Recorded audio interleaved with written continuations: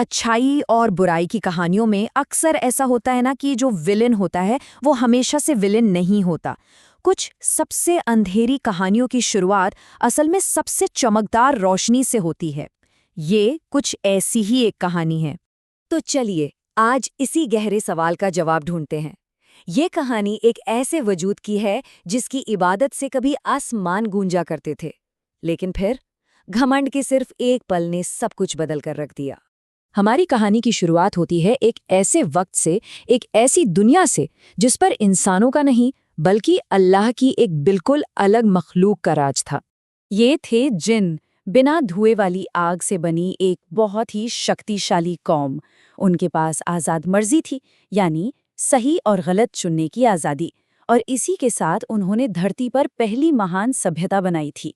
ذرا سوچئے، ایک ایسی دنیا جو آگ اور جادو سے چلتی تھی، جہاں پہاڑوں کو تراش کر شاندار شہر بنائے گئے تھے، لیکن یہ شاندار سبھیتا اندر سے کھوکھلی ہو رہی تھی۔ بہت جلد ان کی آزاد مرضی ہی ان کے بٹوارے کی وجہ بن گئی۔ ایک طرف تھے وہ جو خدا کے وفادار رہے، اور دوسری طرف وہ جو اپنی ہی طاقت کے نشے میں اتنے چور ہو گئے کہ خود کی عبادت کروانے لگے۔ اور پھر حالات بگڑتے چلے گئے۔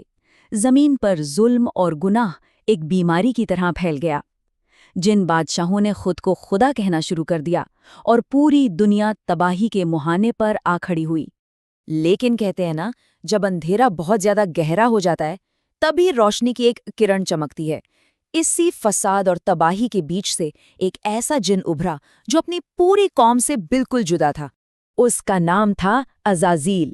جہاں اس کی پوری قوم بغاوت اور گناہوں میں ڈوبی تھی، وہیں وہ اللہ کی عبادت میں اتنا بلند ہو گیا کہ اس نے فرشتوں کا ساتھ چن لیا۔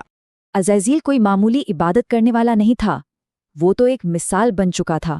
اس کی عبادت اتنی سچی اور اس کا علم اتنا گہرا تھا کہ اس نے فرشتوں کے بیچ وہ مقام حاصل کر لیا جو کسی جن نے سپنے میں بھی نہیں سوچا تھا۔ وہ جانتا تھا کہ وہ باقیوں سے الگ ہے، وہ خاص ہے۔ جب زمین پر جنوں کا فساد حد سے گزر گیا، تب اللہ نے عزازیل کو ایک بہت بڑی، ایک بہت ہی اہم ذمہ داری سونپی، فرشتوں کی فوج کی قیادت کرنے کی اور زمین کو باغی جنوں کے ظلم سے پاک کرنے کی۔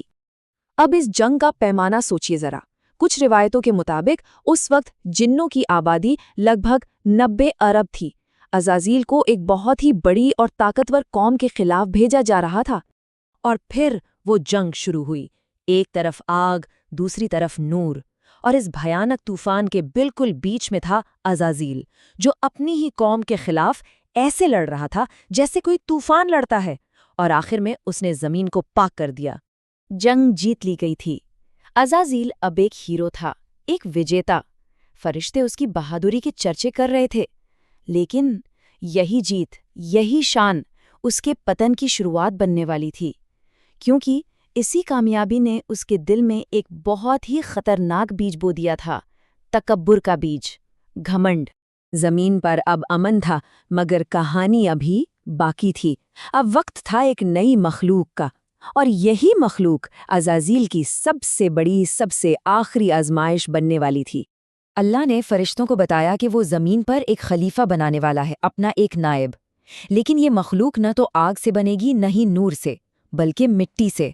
فرشتوں نے جنوں کا انجام اپنی آنکھوں سے دیکھا تھا، تو انہوں نے فکر سے ایک سوال پوچھا۔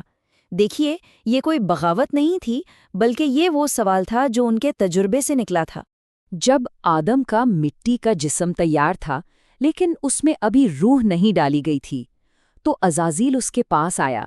اس نے اس کھوکھلے جسم کو حقارت سے دیکھا، اسے پرکھا، اور اس نے سوچا، یہ کمزور مخلوق، میں اسے بڑے آسانی سے گمراہ کر دوں گا۔ اور پھر وہ لمحہ آیا جس نے سب کچھ طے کر دیا۔ اللہ نے اس مٹی کے جسم میں اپنی طرف سے روح پھونکی اور آدم زندہ ہو گئے، اور تبھی آسمانوں میں ایک حکم گونجا، ایک حکم جو وہاں موجود ہر مخلوق کے لیے تھا۔ یہ آدم کی عبادت کے لیے نہیں، بلکہ اللہ کے حکم کو ماننے کا امتحان تھا۔ یہ اطاعت کی، آگیا پالن کی سب سے بڑی پریکشا تھی۔ اب ہم کہانی کے اس موڑ پر ہیں جہاں ایک پل کا تکبر صدیوں کی عبادت پر بھاری پڑ گیا، جہاں ایک ہیرو ہمیشہ کے لیے ولن بن گیا۔ سارے کے سارے فرشتے فوراً سجدے میں گر گئے، سوائے ایک کے، عزازیل۔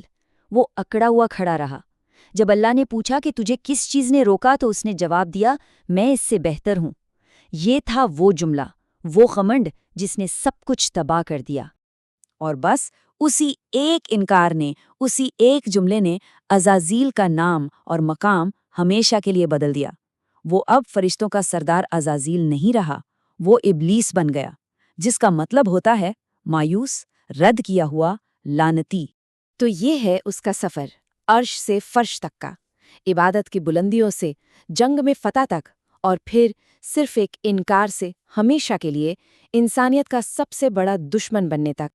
عزازیل کی کہانی ہمیں ایک بہت ہی گہرا سوال سوچنے پر مجبور کرتی ہے۔ اگر ہزاروں سال کی عبادت بھی تکبر کے ایک چھوٹے سے پل سے خاک میں مل سکتی ہے، تو پھر ایمان کی اصلی آزمائش کیا ہے؟ عبادتوں کی گنتی یا پھر ہر پل دل کو جھکائے رکھنے کی کوشش؟